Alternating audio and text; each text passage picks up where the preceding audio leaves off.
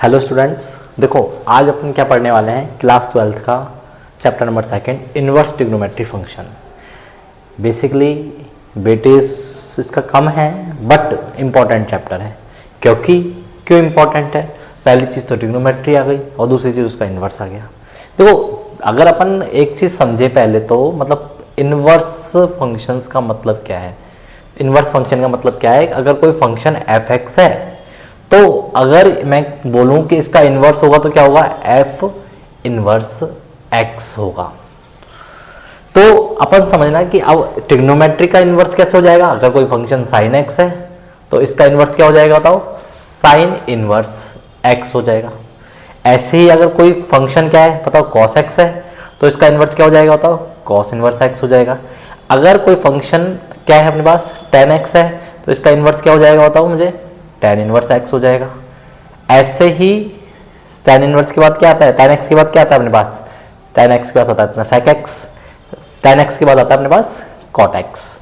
ठीक है, cot x के बाद आता है अपने पास सेक एक्स और इसके बाद क्या आता है अपने पास? Cosec x. अब समझना कॉट का क्या हो जाएगा? Cot inverse x. सेक का क्या हो जाएगा? Sec inverse x. और कोसेक का क्या हो जाएगा? Cosec inverse x. तो बेसिकली अपन को क्या करना है कि इन्वर्स फंक्शंस को पढ़ना है और इन्वर्स में भी किसको पढ़ना है? इन्वर्स ट्रिग्नोमेट्री को पढ़ना है। तो ऐसे मान लो तुम समझो कि बेसिकली फंक्शन कितने टाइप के होते हैं। वैसे तो बहुत टाइप के होते हैं लेकिन अकॉर्डिंग टू 12th की मैथ्स के अकॉर्डिंग अपन फंक्शन को कुछ इस टाइप से डिवाइड करते हैं। आई का मतलब क्या होता है? Inverse functions. आई का मतलब क्या होता है अपने पास? Inverse function. अब आई का मतलब, एल का मतलब क्या होता है? लॉग वाले फंक्शंस, लॉगरिथमिक फंक्शंस कहलाते हैं। ए का मतलब क्या होता है? एल्जेब्रिक फंक्शंस कहलाते हैं, एल्जेब्रिक फंक्शंस। समझना। इसके अलावा टी का मतलब क्या होगा बताओ? ट्रिग्नोमेट्री फंक्शन हो जाएंगे, ट्रिगोनोमेट्री फंक्शन। समझना। इसके बाद ई का मतलब क्या हो जाएगा? Exponential function. क्या होता है? एक्सपोनेंशियल फंक्शन होता है। समझना। अब मैं बात करूं कि इन सबका क्या है। अब जैसे मान लो इन्वर्स फंक्शन में कौन से आ जाएंगे सर? सबका इन्वर्स निकाला जा सकता है अपना, और जिसका इन्वर्स निकाला जा सकता है वो क्या कहलाएंगे? इन्वर्स फंक्शन कहलाएंगे। ऐसे ट्रिग्नोमेट्रिक फंक्शन का भी क्या इन्वर्स निकाला जा सकता होगा एक स्पेसिफिक रेंज के अंदर। तो ऐसे फंक्शन क्या कहलाएंगे अपने पास?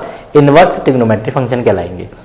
इसको समझने के लिए अपने को सबसे पहले ट्रिग्नोमेट्रिक फंक्शंस के, अब इन्वर्स किसका एग्जिस्ट करता है? देखो इन्वर्स किसका एग्जिस्ट करता है? इन्वर्स उन्हीं फंक्शंस का एग्जिस्ट करता है जिसमें क्या होता है, वो फंक्शन क्या होना चाहिए? एक तो 1 1 होना चाहिए। क्या होना चाहिए? और एक 1 1 होना चाहिए। एक कंडीशन तो 1 1 और दूसरी कंडीशन क्या होनी चाहिए? वो ऑन टू होना चाहिए।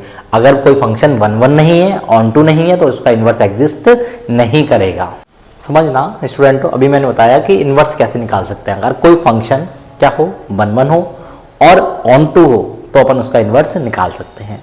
लेकिन देखो एक्चुअली इसको समझने के लिए सबसे पहले, क्योंकि चैप्टर का नाम क्या है? इन्वर्स ट्रिग्नोमेट्री, तो अपने को पहले ट्रिग्नोमेट्री को समझना पड़ेगा और ट्रिग्नोमेट्री के साथ उसका अपन इन्वर्स समझने वाले हैं। तो सबसे पहले अपन क्या है? इनके ग्राफ्स पढ़ने वाले हैं और ग्राफ्स की हेल्प से ही अपन इनकी बहुत सारी चीजें क्या कर पाएंगे? क्लियर कर पाएंगे। तो सबसे पहले समझना, जैसे कोई फंक्शन अपने पास क्या है? एफ एक्स इक्वल टू क्या है अपने पास? साइन एक्स है।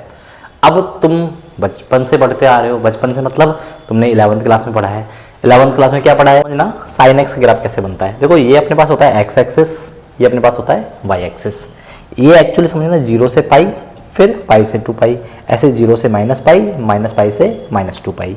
अब समझना इसकी मैक्सिमम वैल्यू तो 1 हो सकती है और मिनिमम वैल्यू क्या हो सकती है? -1 हो सकती है। एक्चुअली समझना अपन जो डोमेन बोलते हैं ना, डोमेन का मतलब होता है एक्स की वैल्यूज। तो एक्स की वैल्यू क्या पुट कर सकते हैं सर? ये पूरी लाइन है, ये लाइन है, इसके रेस्पेक्ट में वाई की वैल्यू कुछ ना कुछ आ रही है। तो अपन पूरी लाइन मतलब बेसिकली -∞ से +∞ क्या हो सकती है बताओ? इसकी डोमेन हो जाएगी। इसको अपन रियल नंबर भी बोल सकते हैं। अपन क्या बोल सकते हैं? Real number. ऐसे ही अगर मैं बात करूं इसकी रेंज का मतलब समझ रहे हो? y की वैल्यू क्या आ रही है? x की वैल्यू पुट करने पर y की वैल्यू क्या आ रही है वो क्या कहलाएगी? इसकी रेंज कहलाएगी। और इसकी रेंज क्या हो सकती है बताओ? -1 से लेके 1 तक इसकी रेंज हो सकती है। क्लोज इंटरवल आएगा क्योंकि -1 और 1 किस में हो जाएगा? इसकी रेंज में इंक्लूड हो जाएगा। तो क्यों हो जाएगा? क्योंकि सर -1 भी आ रही है और +1 भी आ रही है। तो ये इसकी रेंज कहलाएगी और ये इसकी डोमेन कहलाएगी।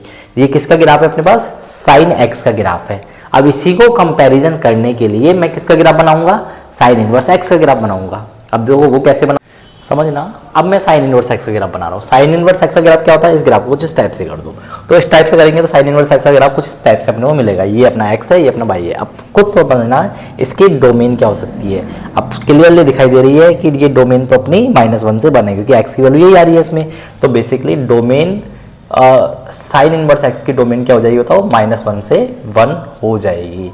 क्या हो जाएगी, साइन इनवर्स की डोमेन -1 से 1 हो जाएगी। अब समझना सर इसकी रेंज क्या हो सकती है। इसकी रेंज को समझने के लिए अपने को देखो सबसे इंपॉर्टेंट क्या होना चाहिए, जो मैंने मेरे वर्डों में समझाया है, या तो ये कंटिन्यूसली इंक्रीजिंग होना चाहिए, कंटिन्यूसली डिक्रीजिंग या कंटिन्यूसली डिक्रीजिंग। अब अपने को पता चलता है ये कितना है -π/2, ये क्या है अपने पास π/2 है। अब इसकी वैल्यू कंटिन्यूसली क्या होती जा रही है बताओ, बढ़ती जा रही है। बढ़ती जा रही है तो अपने इसकी रेंज क्या होगी बताओ, माइनस का π/2 से प्लस का π/2, क्योंकि इसके अंदर कट लगा हुआ है, पॉइंट लगा रहा है। तो ये जो -π/2 और ये π/2 है, इस इंटरवल के अंदर क्या करेंगे, एग्जिस्ट करेंगे। इस इंटरवल के अंदर क्या करेंगे, एग्जिस्ट करेंगे, है ना। तो इसकी डोमेन ये हो गई, इसकी रेंज ये हो गई।